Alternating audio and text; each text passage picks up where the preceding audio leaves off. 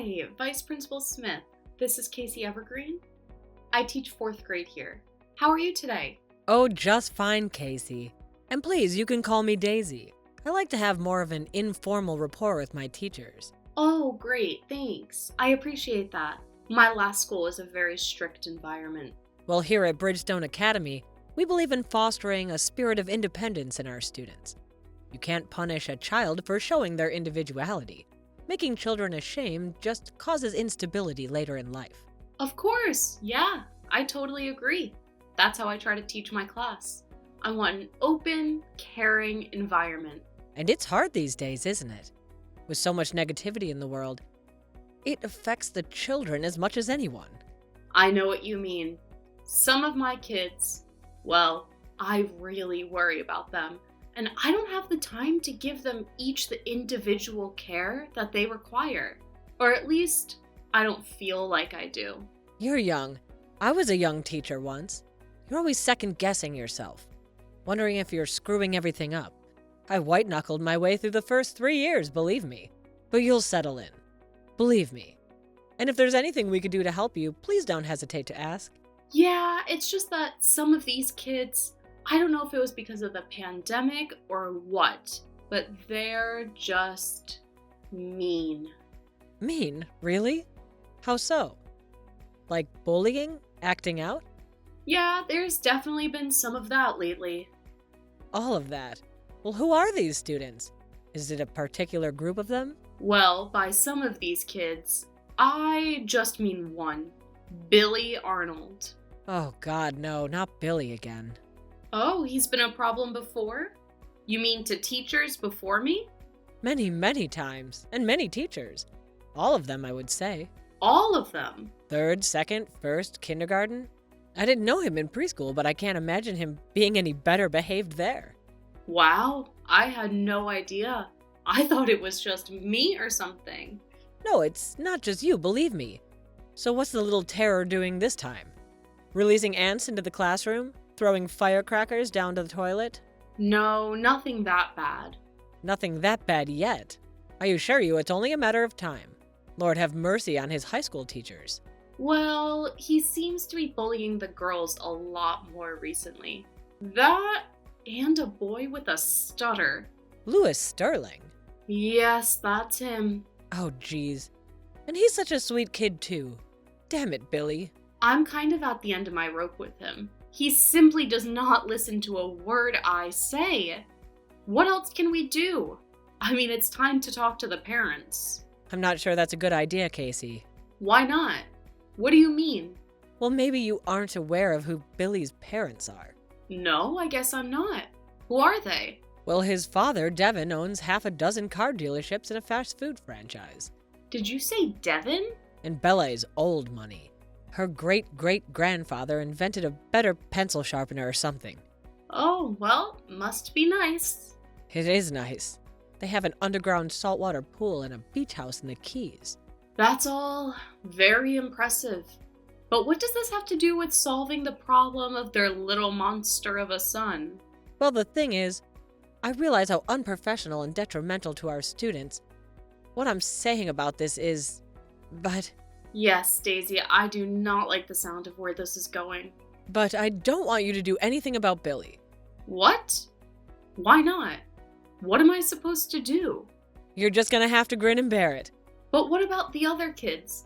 I'm just supposed to let them be mocked and humiliated by him?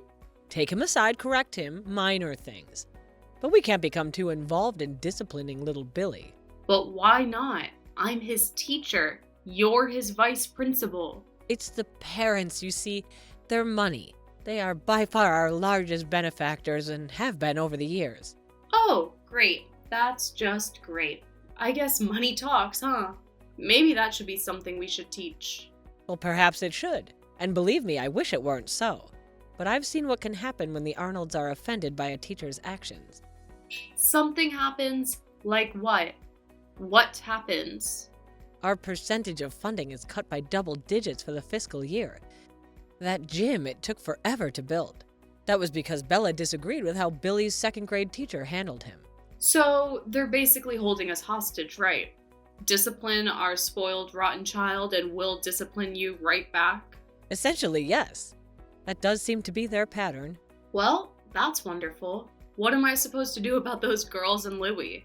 Poor little Louis, I don't know. I don't know how much longer any of us can take. I mean, he's bullying me too. He is bullying his teacher? How so? Last week he told the entire class that I was pregnant. And when I told him I wasn't, he said I must just be getting fat then. He did not. I regret saying it. Look, just do what you can for the time being. I'll see what I can do from my end, okay? Okay, if you say so. I was never prepared for something like this, Daisy. No one can be prepared for Billy Arnold.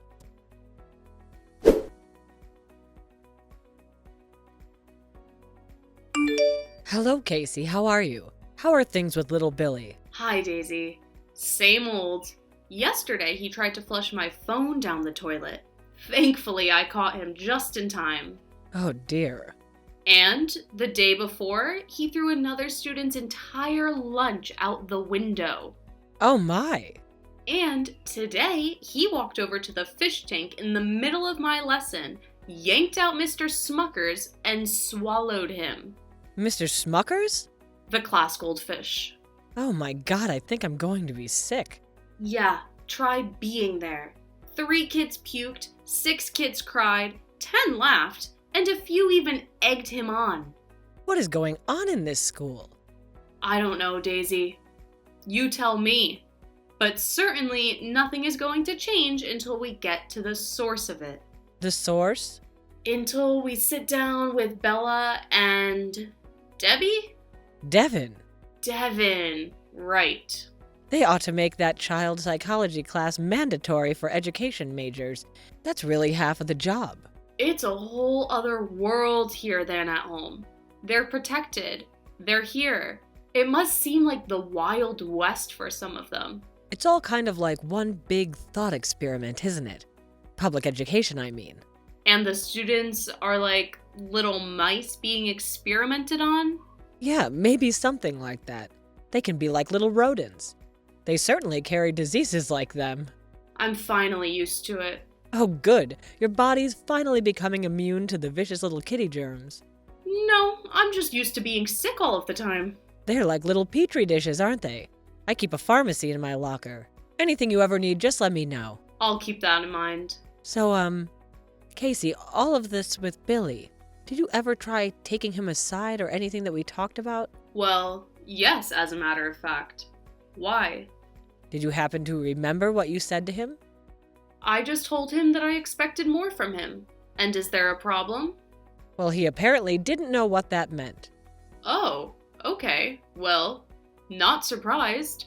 He was looking at me with that blank face he has when he's trying to pay attention.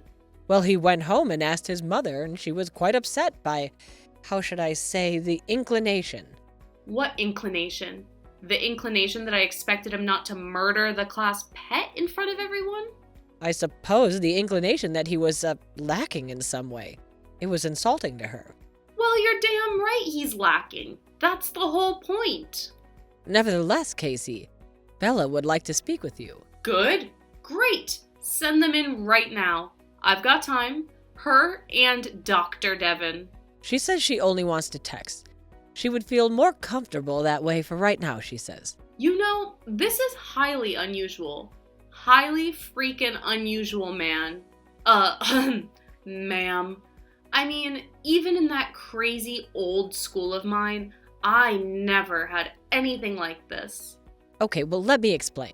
Okay, explain away, please. Because this isn't conducive to me or my students' learning. I have pressure on me, you see, from Principal Martinez, from the superintendent.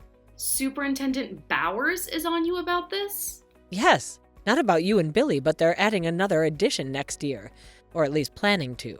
Another one? Now what? An indoor playground with trampolines and stuff. Well, okay, that does sound cool. But still, this is ridiculous, Daisy. Would you please just read her text? Do it for Billy, even if he's a little turd. That's not sweetening the deal. Okay, then do it for the other kids, for yourself, for me, your boss. Okay, fine, if you're going to put it that way. So listen, there's a few other things we need to go over about the new lesson plan. I'm sorry, Daisy. I'm gonna have to get back with you. I'm on this juice cleanse, and I honestly have been having some stomach issues. Okay, then I'll let you get back to that. Remember, indoor playground. I don't feel right about just letting parents push me and my class around. It's Bridgestone Academy, dear. Get used to it.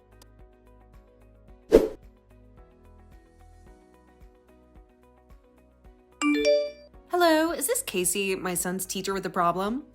Oh, I'm not so sure about problem, but yes it is. This is Miss Arnold? Please call me Bella. I'm glad I had the right number. Seems like a funny area code. Where is that? Oh, upstate. I went to college there. Private? No, a state school. A really great one, actually. I see, I'm sure it was. And how did you end up teaching at Bridgestone? Usually they don't accept people so young and female. Did you have to sleep with that principal guy or something? What? No, ew. That's not how things work here. I was just kidding. That's a strange thing to joke about. Oh, come on, Billy was right about you. Billy, the 4th grader, was right about me? How so? That you've got no sense of humor. You don't know how to have any fun. Just because my idea of having fun isn't the same as a 10-year-old doesn't mean I don't know how to have it. Now, is this any way to talk to a parent of one of your students when so well off and potentially generous? Or not so generous? You're right, Bella. I apologize. No, what I wanted to talk to you about was the incident with our son the other day. I was just trying to encourage him to be better. That is all. And be better than what? He can't get any better. No one is better than him. No one. Certainly not you. I don't think I'm better than any of my students, or their parents for that matter. I'm sure that would be a stretch.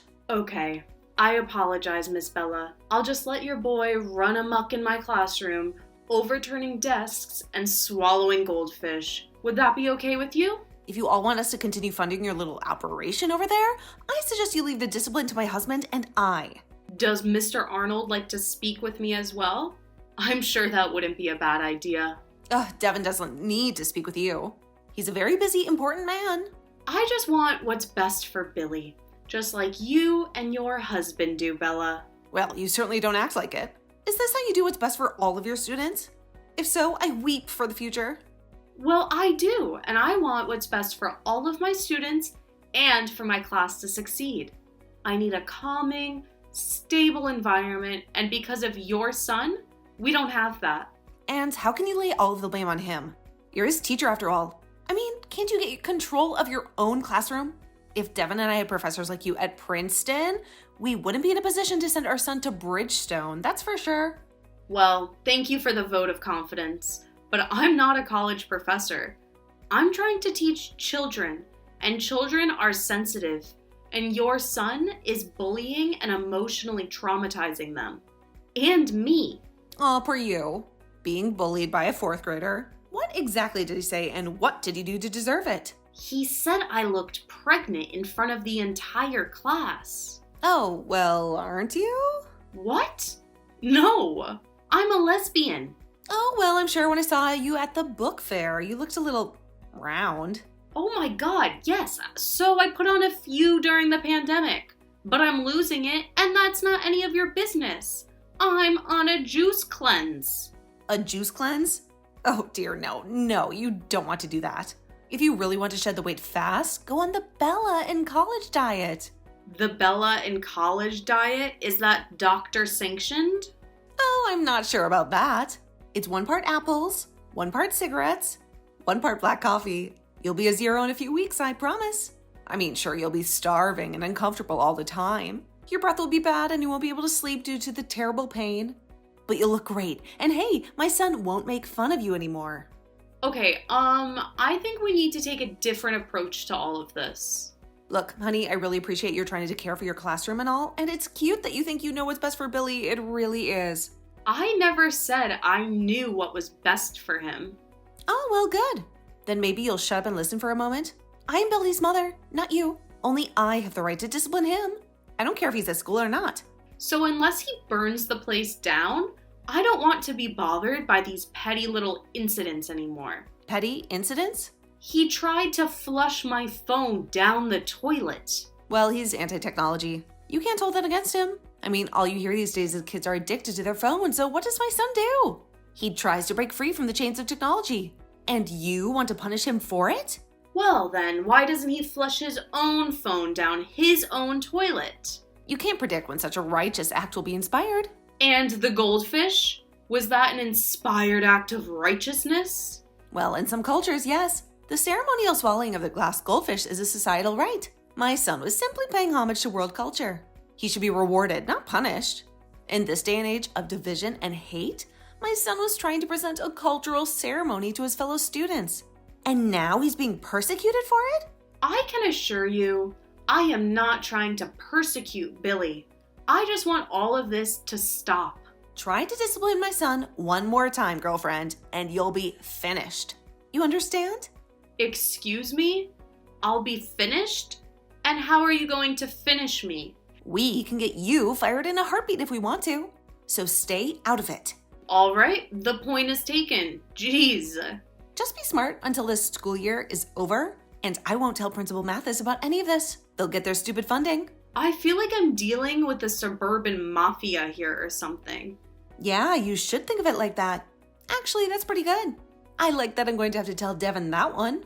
So, how am I supposed to relate to him, though? What do you mean relate? Why would you need to relate to him? Well, like say, if something happens, something non-discipline related, and I need to take him aside to tell him something, what if he takes it wrong, misconstrues it, and you get the impression I was somehow disciplining him again when I wasn't? Well, I suppose you should always have a witness then now, shouldn't you? Okay, fine, Bella. Thank you very much. But I need to go use the restroom. It's the juice cleanse. I'm telling you, doll. Apples, cigarettes, and black coffee. Well, I'll be sure to stop by the Quick Mart on my way home for dinner then.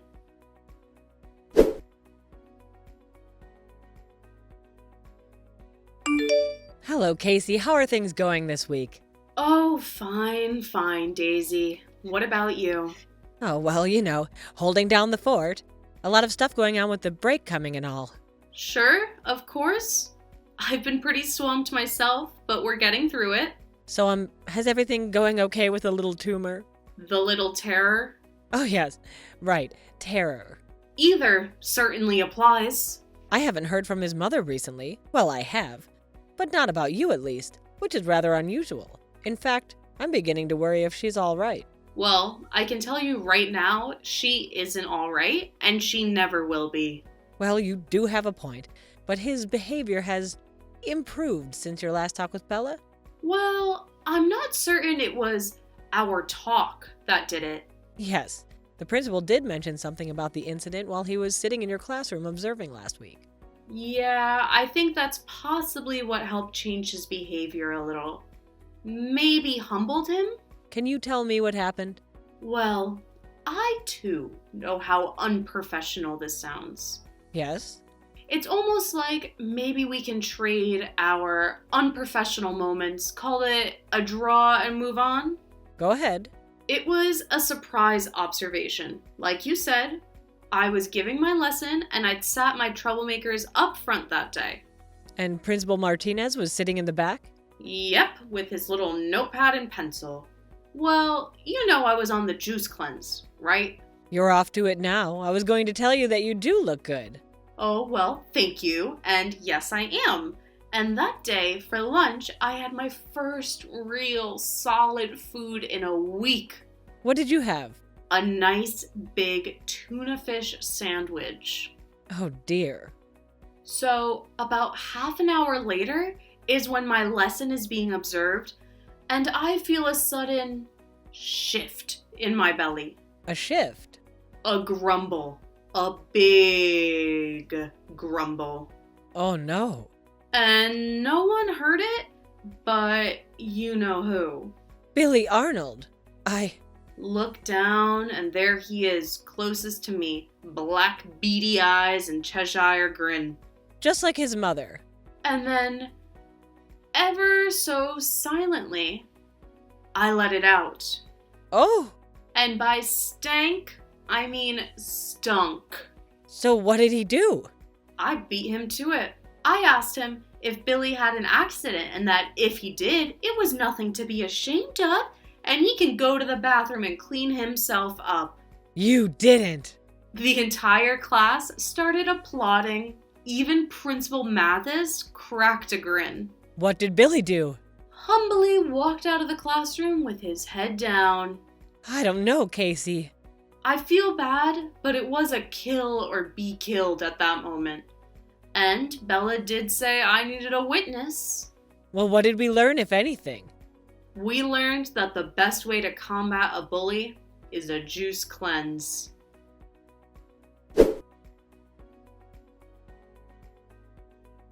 Billy never told his parents about Casey blaming him for her mid-lesson fart, thinking it would be a stretch for them to even believe.